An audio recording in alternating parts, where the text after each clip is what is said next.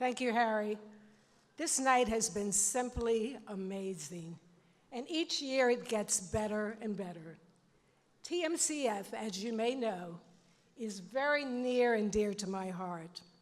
This gala serves as a reminder of all the great work the fund has done over the last 31 years. Supporting academic scholars, preparing world-ready students, and broadening the doors of our 47 member schools remains our core mission. Our students represent the next generation of leaders in various fields, such as education, business, and government. And speaking of leaders tonight, we've already recognized 3 trailblazers who encompass Thurgood Marshall's legacy. There is another amazing leader who we must recognize, Jim Clifton.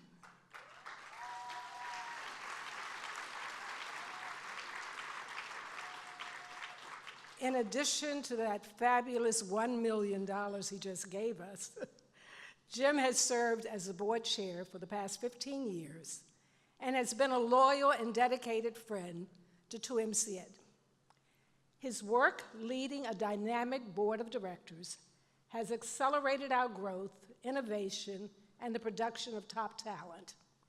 As Jim would say, TMCF finds those freaks of nature who will go on to change the world.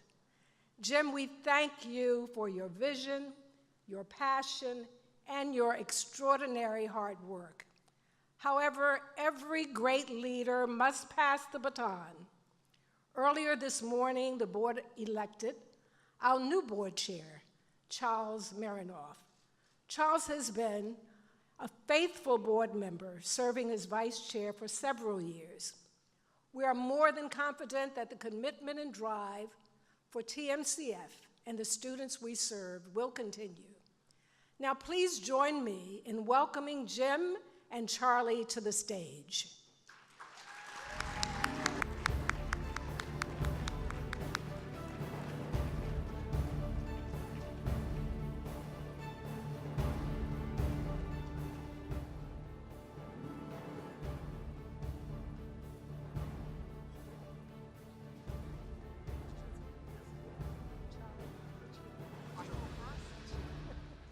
That's interesting. I thought Jim was going first. Well, so much for my speech, because the first thing I was going to do was thank Jim for my introduction and then thank him for so many incredible years of service. And more important is his commitment for further service to the organization. Jim loves this organization. It is part of his DNA, and we are blessed that he is going to continue to be involved. Jim and I have both been blessed because we have been able to work with 2 of the most extraordinary leaders that I've ever met. First, it was Johnny Taylor, who did an extraordinary job taking this organization and taking it to a higher level.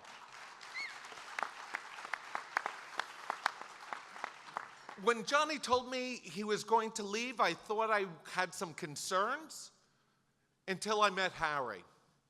Harry is truly one of the most extraordinary individuals, and we are absolutely blessed to have his leadership for the future. I could not be more proud and more honored to work with him.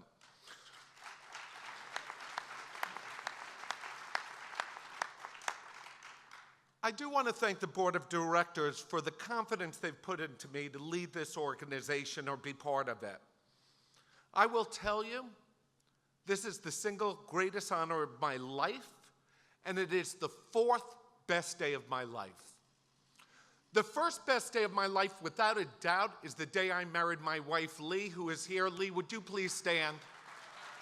This woman is an extraordinary individual who your children will read about in books as she rethinks agriculture, health, and food, and taught me what philanthropy was. I thought it was sitting at your desk writing checks. For her, no. You need to be engaged and involved. So God bless you, Lee. Thank you for this amazing partnership. The next best day of your life is the birth of your children. And the third best day I experienced was when they got married and found their life partner. I say this is the fourth best day of my life. It is the best day of my commercial life.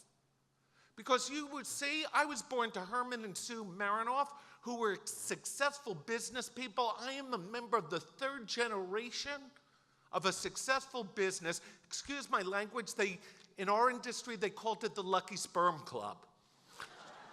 As a member of that, if I did not succeed, people would say, what a disappointment. What a disappointment.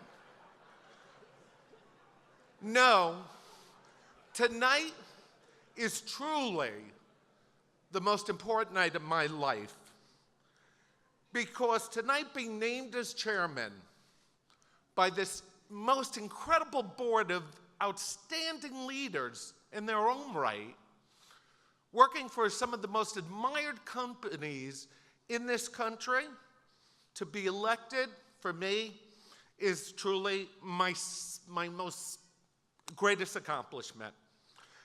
But the profoundness of this position is not really just defined by the board. I have to tell you, it is defined by every one of you students, because all of you here today are extraordinary individuals. And I tell that not just out of my heart, but out of the statistics and numbers that I read. And you guys define both the problem and amazing opportunity. Because in America, only 60% of people who go to college actually graduate. For African Americans, it's more challenging. It's only about 40%. But for Thurgood Marshall Scholarship recipients, it's closer to 95%. That is statistically extraordinary. That is beyond anything I understand. So you might say, well, they must be the elite. These are special students, and that's why they do well. No, these are average, everyday people. These are Pell Grant recipients. These are people who are struggling, but they are part of Thurgood Marshall. And as such, they are inspired to do better. They do not allow their handicaps and their hardships interfere with their success. We at Thurgood Marshall define our own success. And I tell you, you read the papers and you see the news, and you see a very confusing world. You see a world of great opportunity, a world of great despair, and the question is, what reality will we have? At Thurgood Marshall, we defined our reality. We make our own success. We are not dictated by the statistics, and that is why we are here tonight to celebrate your amazing success, your unbelievable hard work, and the future deeds that you will do. And that is why we are here tonight, and that is why I am so proud to stand here and be part of this amazing organization, to work with such incredible leaders like Harry. I feel absolutely blessed. Thank you all. God bless you all. Thank you.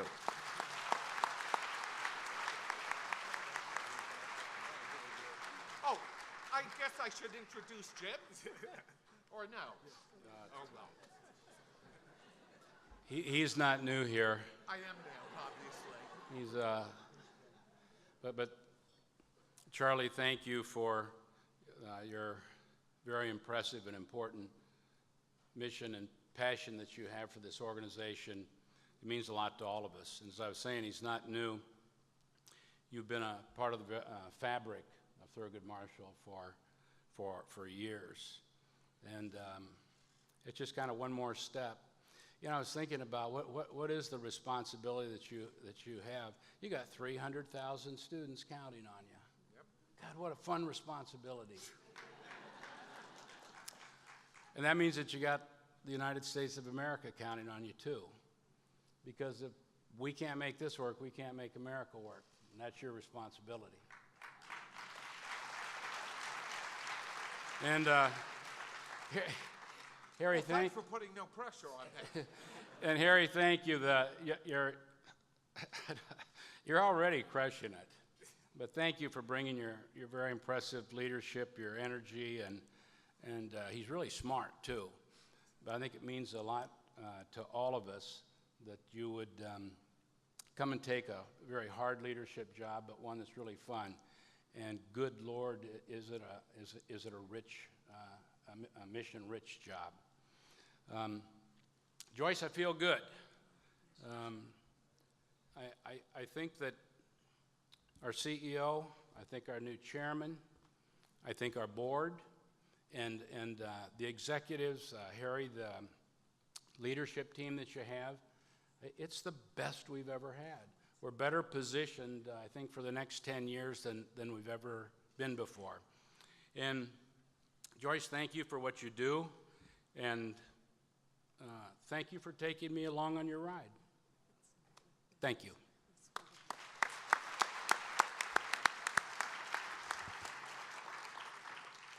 I just want to say thank you to two outstanding leaders, Jim and Charlie. It's an honor, it's a blessing to be here to lead this outstanding organization. We are going to move it, and we're going to move it, and we're going to move it, and it's going to be fun, and we're going to get kids. They're going to have some outstanding experiences. They're going to get some great jobs, and they're going to do great for America. Thank you so much, Jim and Charlie, for your leadership. Thank you.